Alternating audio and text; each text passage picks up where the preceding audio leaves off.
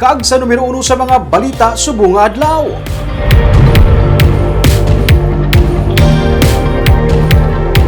NPA nag-ako sa pagpangsunog sa mga backhoe sa banwasang Ibim, Magalona.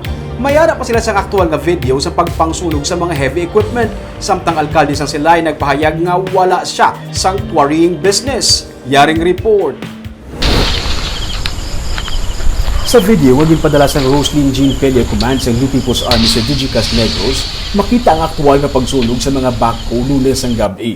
Base sa statement ni Cecil Estrella, ang spokesperson sa grupo, ilagin sa ilutan ang quarry operation ni Mayor Mark Goles ng Silay City bangod sang ilagin na aligar halit sini sa palibot nga nagresulta sa pagbaha sa syudad.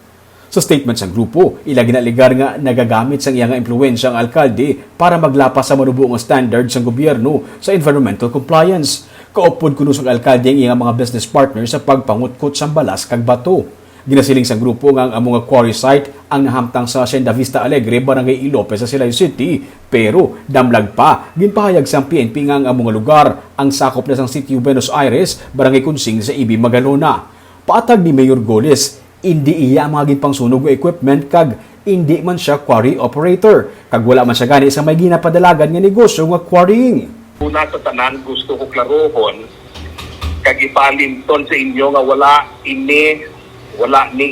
ako ni isa ka quarry operation nga narehistro sa akong ngalan. Okay.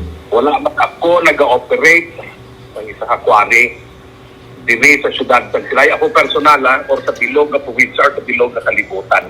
Yes, Mayor. Kag matiniit pa nga lugar wala ako sa quarry. Sa report sa PNP, ang mga backhoe ang ginapanag-iyahan anday Cookie Benedicto kag Ryan Villan. Sa record ng Environment and Natural Resources Office ang Ibim, Magalona, nakapangalan kay Jaime Goles ang quarry operation sa among lugar. Sunod sa kay Mayor Goles, kung may negosyo ang iyang amay sa banwas ang Ibim, Magalona, iya ini personal nga negosyo kag wala siya nagapasilabot. Now, if he has a quarry permit in Ibim, Magalona, that is between him and Ibim, Magalona. But kung ang balon mo yan nag-issue ko quarry permit siya, wala ko yan nag-issue unwarranted benefit siya. Okay. Kung may ara mag-issue sa quarry permit, I'll tell you, ang amay ko wala naga-illegal. Naalarma ang alkalde sa among insidente kag iya ginakondena ang iya ginakabig nga pintas kag bayolente nga buluhaton sang grupo. Gani ako, Romeo, ginakondenar ko ang pintas kag bayolente nga mga buluhaton sang tanan nga mga grupo nga nagahimo sang illegal nga mga aktibidades.